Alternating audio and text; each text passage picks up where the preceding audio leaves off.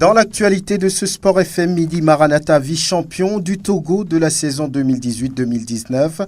Les Messagers de Fiokpo, dominateurs de Dito 1-0 lors de la 25e journée de la D1, consolident leur deuxième rang au classement. Bikenti de Bassar accompagne Fouadan en D2 après son nul 1-1 face à cette même équipe. Asko, Boulessou et Semassi sauvent leur saison. Basketball avec la 6e journée du championnat de la Ligue de Lomé. Dito toujours très fort dans le tableau masculin. Swallows dans le registre féminin reste au contrôle. Au handball, la première journée du championnat à Lomé est marquée par la victoire de l'Entente sur Millennium chez les cadets et d'Akoa face à Dauphin chez les juniors. Coupe africaine avec la qualification de Royal Berkane de l'Abafodo à la finale de la Coupe CAF.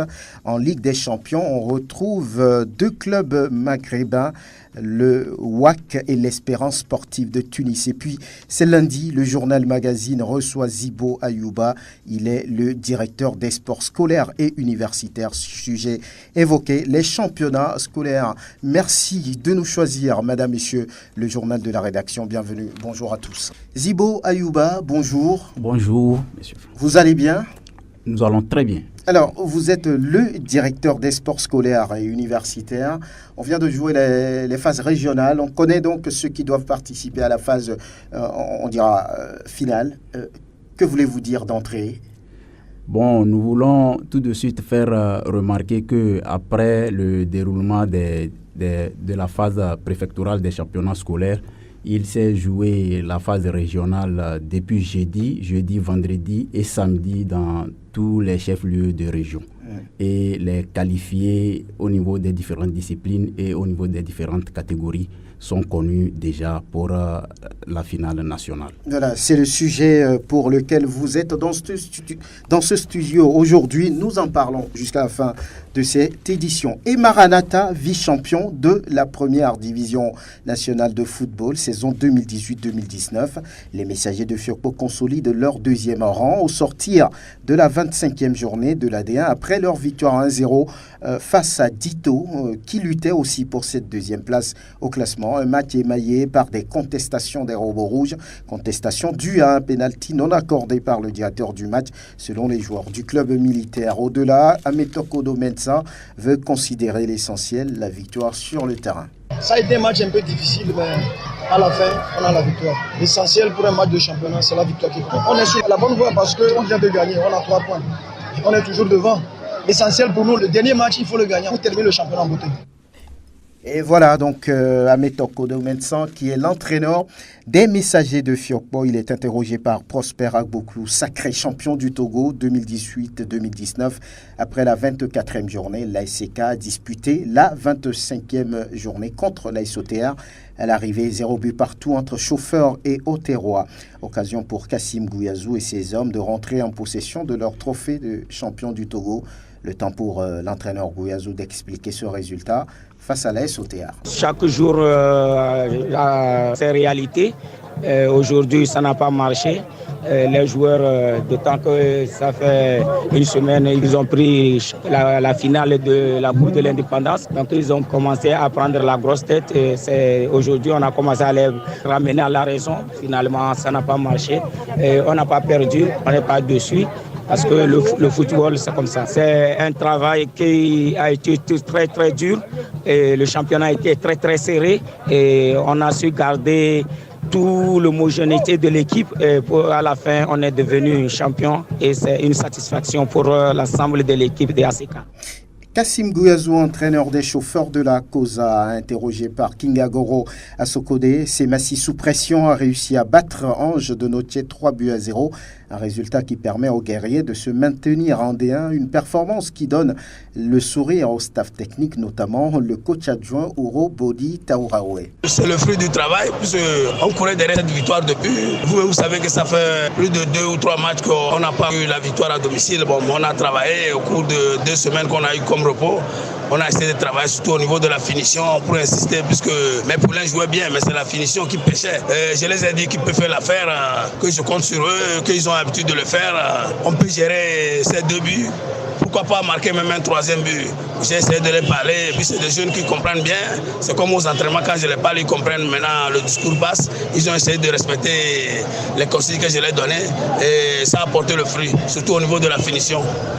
Ouro Bodi Taouraoué, entraîneur adjoint de Semassi de Sokodé devant Joachim Soko Koroki, qui n'était pas aussi menacé par la relégation, a besoin de rassurer ses supporters pour son dernier match à domicile cette saison. Le club de Kamba a assuré face à Gbolwesu 2-0. Cette victoire était importante, semble dire Adam Fazazi, coach de Koroki. On a eu un premier but à la première partie et un deuxième but à la deuxième partie, ce qui a encore motivé, ce qui a encore rassuré la victoire. Et petit à petit, on a fini le match avec un score de 2-0. Nous avons eu les informations sur cette équipe-là, surtout dans la deuxième phase du championnat, où il y avait beaucoup de renforts et ils ont démontré dans la première partie, c'est une équipe qui joue, c'est une équipe qui prend beaucoup de risques et on a compris depuis là que ce n'est pas un adversaire à laisser passer, il faut quand même jouer contre cet adversaire, il faut lui montrer que nous jouons à domicile et nous sommes capables de faire la différence et c'est ce que nous avons fait. Mentalement, tactiquement aussi, on a préparé l'équipe pour ça. Il fallait fermer le couloir gauche qui est nous au club aussi, que je connais bien. Je sais de quoi il est capable avec ses centres, avec ses débordements et ses accélérations. Gbolwesu est venu avec un objectif, gagner le match pour se maintenir. Alors que nous aussi, nous avons besoin de ce point-là parce qu'on ne sait pas ce que la dernière journée nous réserve. Donc il faut quand même se rassurer. Il faut libérer le mental. Il faut quand même qu'on se dise que cette saison, on a su faire ce qu'il faut pour quand même limiter les dégâts. Adam Fazazi, entraîneur de Koroki devant Kodjo, a voulu été un but partout entre Sarah et Asko à Bafilo, un résultat qui fait chuter le club de Bafilo d'un rang au classement et qui maintient les Condonats en division d'élite. Le seul match prévu à Lomé a vu la victoire en déplacement de Gomido sur l'AS Togoport au stade municipal de Lomé, 2-1. Un match sans enjeu puisque les deux clubs ont sauvé leur saison. À noter le doublé de Thibaut Clidier pour les Showboys. Le travail entamé depuis quelques mois se poursuit, semble dire Aikoro Alarou, coach de Gomido. Aujourd'hui, nous sommes en déplacement. Nous avons réussi à avoir les 3 points. C'est le travail qui a bien payé. Parce que moi, je suis venu pour prendre l'équipe de Momassa 6 journées. Et voilà, 2 défaites. Aujourd'hui, au moins, j'ai eu le 3e match qu'on a gagné. Donc, j'ai pris la santé surtout pour mes joueurs, pour terminer le match qu'on doit recevoir Faudan à la maison pour que ma mission soit accomplie. La Togoport, c'est une bonne équipe. La circulation du ballon. Notre jeu est égal parce que nous tous, on a joué le même système, 4-3-3. Mais vers la fin, j'ai senti que mes poulains, ils étaient un peu fatigués. Mais on a contenu le rythme pour finir le score des débutants. Aikoro Alarou, entraîneur de Gomido, interrogé par Grégoire Attignon et après cette 25e journée de la D1, Bikenti confirme sa descente en D2 après son nul d'un but partout face à Fouadan. Les Lions du Mont-Barbabassar accompagnent alors les Lions du Grand Aune en division inférieure et le classement de la rédaction de Sport FM après cette 25e journée, classement présenté par Ezekiel Ayataï.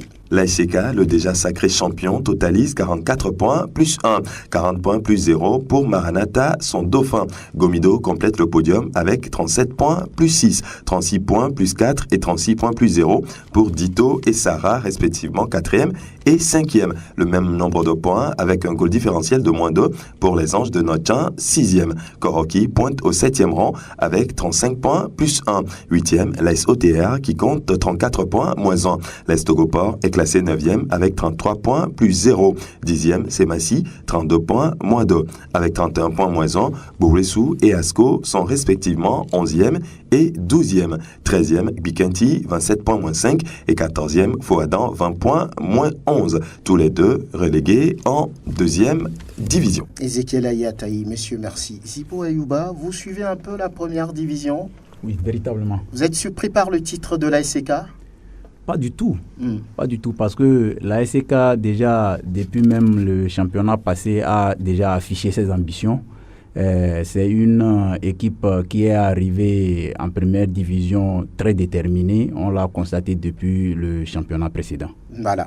Championnat scolaire, l'on connaît désormais les champions régionaux au terme des finales des régions disputées en fin de semaine dans les chefs-lieux de région, naturellement. À Lomé Golf, naturellement, c'est le lycée Tocoin 2 qui se qualifie pour la phase finale. À Kara, le lycée Tocoin 2 a dominé le complexe Cicéron 3-1. C'est l'objectif attendu, dit le coach de l'Itoko 2, Boukari Amadou. On savait qu'on allait gagner. Je l'avais dit ici, sur ce même terrain, que notre objectif c'était Kara pour la phase nationale. Et aujourd'hui on est à Kara, si je peux me permettre de dire ainsi. Et notre objectif a été atteint, pleinement atteint. Est-ce que c'est une façon de jouer? Vous prenez toujours des buts avant de réagir? Oh non, ce n'était pas prévu de prendre d'abord un but. Et ça fait la deuxième fois qu'on encaisse. Après avoir joué plus de 12 matchs, c'est la deuxième fois que nous encaissons dans le temps réglementaire. Donc on n'a pas l'habitude d'encaisser. Mais quand on encaisse, bon, je crois que les enfants réagissent correctement et on revient toujours au score. 3-1, un peu facile, la finale? Bon, je peux dire que ça a été facile pour nous, dans la mesure où on a eu tout le temps de dérouler, de jouer. Seulement, on a eu quelques petits problèmes sur les côtés.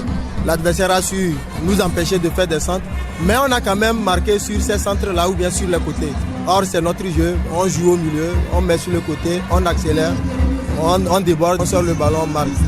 Boukari Amadou, entraîneur de l'Itoko, devant Latif Yorouma, et chez les Benjamins, la victoire est allée à l'école primaire publique en famille, dominateur de l'école primaire publique Kitijan 1-0.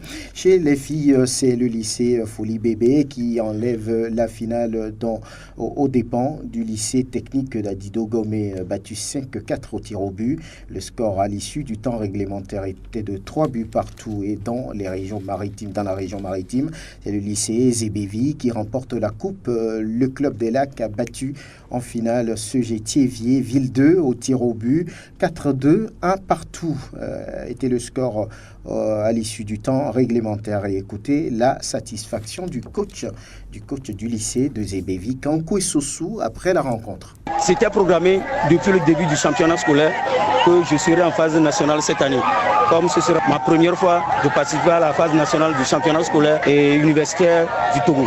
Revenons à cette finale. C'est vrai que vous avez dominé cette finale, mais ça n'a pas été facile. Non, nous sommes en face de nos petits frères. Ils sont plus vifs, ils ont le sang plus vif que nous. Et c'est ça qui a fait que la première partie a été un peu difficile pour nous.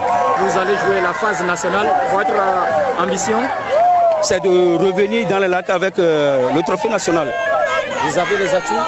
Je dirais oui, parce qu'on a tout pour remporter ce trophée. Sossou Kankou est entraîneur du lycée Zébévi chez les cadets. C'est le CG Afania 2 qui s'impose devant le CG Rangoumé 1-0 dans la catégorie des Benjamins. L'école primaire publique Joe Blacopé dispose de l'école primaire publique Bodjomé au tir au but. 5-4, 1 partout a été le score au temps réglementaire. Chez les filles, le lycée Afania Bleta domine le CG Kinikondi 1-0. Les autres résultats dans les chefs-lieux avec vous, Latif Irouma. Dans les savanes, c'est le PP Solidarité Oti qui est qualifié pour la phase nationale au niveau des Benjamins Foot. Le CPL Monseigneur Arion Oti remporte la finale régionale chez les cadets. En senior, Dame, le ticket est allé au CG Nassablé 2 de Thône. Puis le lycée technique Mango Oti enlève la finale senior garçon. Dans la centrale, c'est le CG Passoua qui va représenter la région en handball Dame. Le PP Kélisio est qualifié pour la phase nationale au foot Benjamin.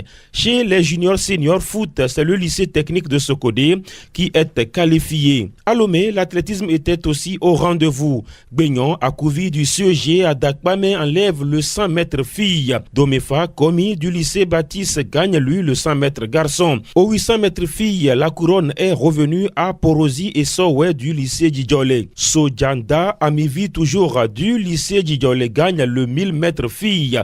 Osso, en longueur, Achokpo Landry de Vic Intelligentsia gagne la médaille d'or. Médaille d'or aussi pour Etienne Vignon du collège protestant d'Agbelpedo au lancer de poids. Latif Rouma, messieurs, merci. Zibo Ayouba, on remarque on constate une certaine mobilisation autour de ces championnats scolaires. Qu'avez-vous dit aux établissements? Bon, En réalité, il y a un travail de base qui a été fait il y a quelques années, quand dans l'ensemble, on avait constaté une certaine léthargie au niveau de l'organisation des 10 championnats scolaires. Donc, il y a eu un atelier qui a été organisé à Palimé, un atelier qui a réuni l'ensemble des acteurs, des réflexions ont été menées, des sensibilisations ont été faites à l'endroit des chefs d'établissement, surtout qui sont les acteurs directs de ces championnats scolaires. Et je crois que ce sont les fruits de cet atelier-là que nous sommes en train de constater. L'État a envie de retourner à la base, préparer les champions de demain depuis les écoles? Non, ce n'est pas que l'État a envie de retourner à la base. La vision même de la politique nationale des sports est claire, parce que la vision dit que nous aspirons à l'excellence pour consolider le sport de haut niveau en passant par l'émergence et la pratique du sport à la base. Et véritablement, le sport à la base, ce sont dans les établissements que nous pouvons les retrouver. Ces différents établissements sont-ils accompagnés ou non? Parce que tout le monde veut gagner, il y a un certain engouement. Oui, accompagné d'une façon, même si l'accompagnement n'est pas encore ce que les établissements attendent, nous espérons que nous ferons mieux au niveau de la direction des sports scolaires et universitaires. Les établissements sont appuyés de façon très insignifiante par rapport au matériel sportif, ce que au niveau du ministère chargé des sports, nous sommes en train de vouloir relever comme un défi d'ici les années à venir. Vous, en tant que directeur des sports scolaires et universitaires, lorsqu'on sent un regain de confiance ou en handball, en athlétisme, on va dire en 100 mètres, j'allais dire plus précisément, en football, en volley, on retrouve des établissements qui s'engagent, qui veulent pratiquer, qui veulent donner une chance aux talents de pouvoir s'exprimer. Qu'est-ce que ça vous dit? Oui, c'est même la mission du ministère qui est reléguée à la direction des sports scolaires et universitaires que j'assume actuellement. C'est une mission vraiment régalienne. Le ministère a un regard tourné vers le développement du sport à la base. Aujourd'hui, nous pouvons déjà être satisfaits du travail qui est fait par rapport à la mobilisation sur le terrain et nous devrions ensemble, avec l'ensemble des acteurs, continuer cette collaboration pour maintenir cette flamme et voir la relever. Zibo Ayouba, il est le directeur des sports scolaires et universitaires. Dans la suite de cette édition, nous parlons des sports demain, basket et handball. Nous parlons du continent avec les coupes africaines des clubs. Et puis, nous retrouvons Zibo Ayouba pour la suite de l'entretien.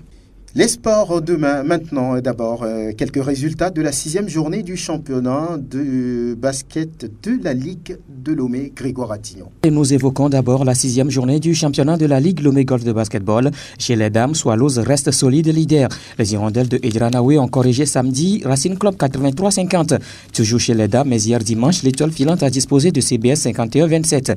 Chez les hommes, le dynamique togolais reste intraitable. Les robots rouges ont signé une nouvelle victoire à la 6e de suite et c'est devant CBS 79-63. Victoire aussi de la modèle devant Fighters 86-60. Samedi, l'Étoile filante a eu raison de Swallows 61-37. Et nous écoutons d'ailleurs l'entraîneur de l'Étoile filante, Eric Johnson. Il fallait qu'on gagne, on est revenu de loin, on a débuté le match timidement. Je pense qu'on a commencé avec un 8-0, après on s'est repris avec un premier lancer franc et ensuite, petit à petit, on a su creuser le quart. Voilà, qu'est-ce qui vous a permis de creuser le quart ou de revenir dans ce match? Je pense qu'on a plus appliqué les consignes du coach. Le coach a su contrecarrer la défense de Swallows 1-3-1. On avait un peu plus d'adresse à l'extérieur et nos intérieurs aussi ont bien répondu. Et puis on a gagné ensemble. On est entré et je pense qu'avec un peu plus de travail et un peu plus de sérieux, ça va aller.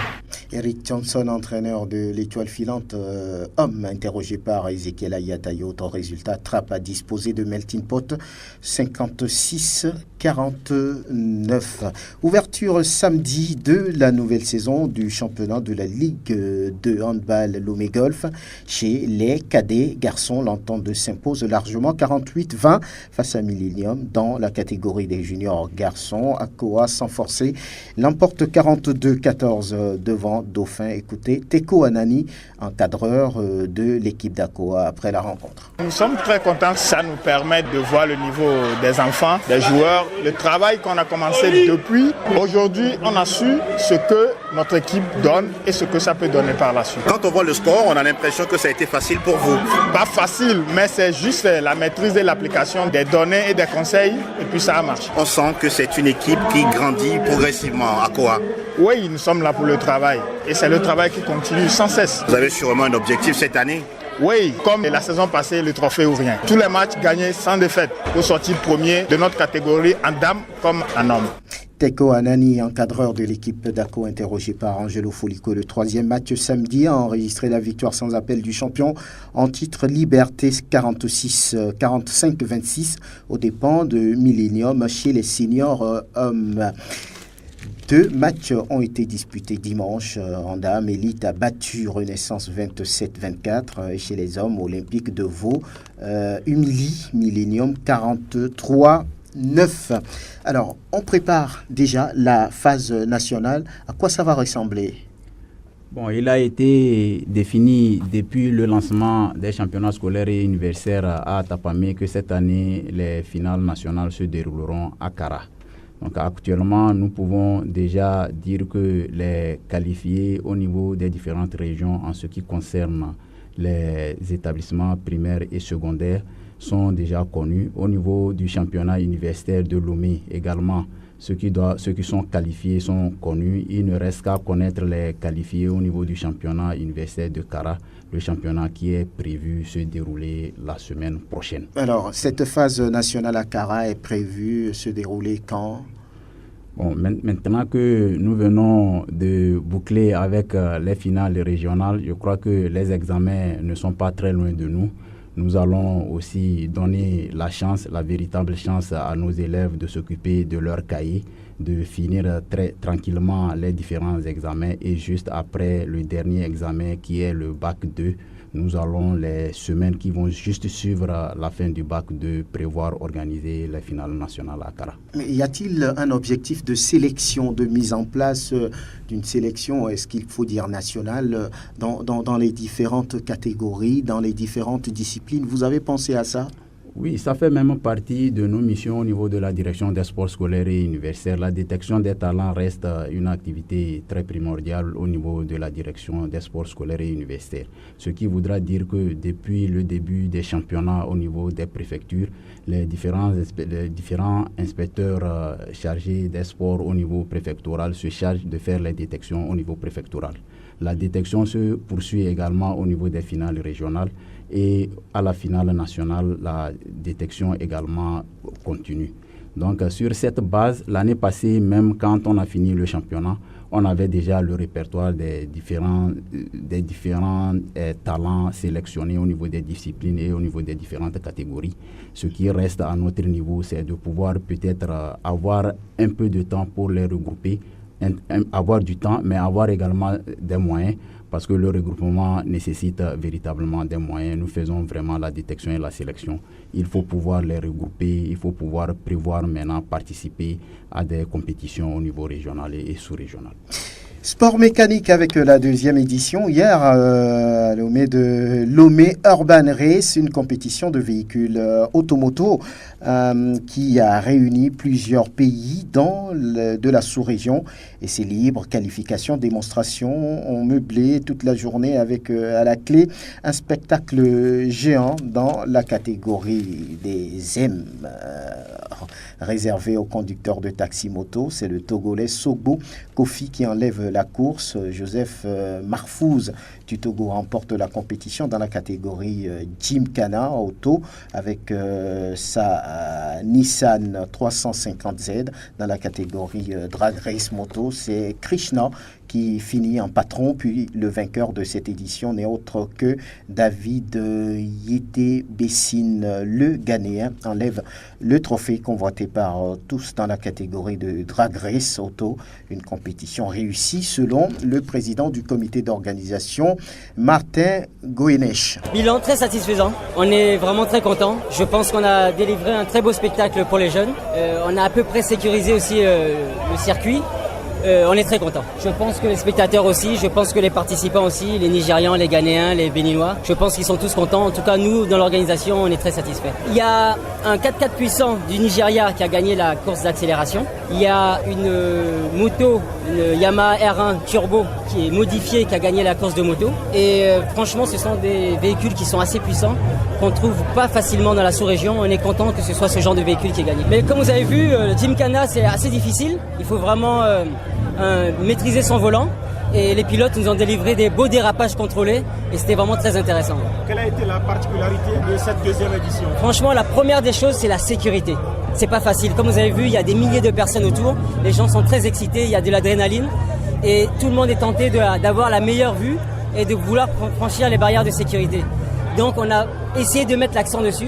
Ça a été à peu près satisfaisant. Il va falloir qu'on travaille encore dessus l'année prochaine. Martin Goenech, président du comité d'organisation de cette deuxième édition de Lomé Urban Race, interrogé par Latif Yorouma. Il y avait une seule femme parmi les compétiteurs, Alexandra Badassou, connue sous le nom de Magic Lex. Elle a été d'ailleurs primée. Zibo Ayouba, vous aimez la vitesse ? Véritablement. Formule 1, Grand Prix moto. Il arrive quand même que je les suive.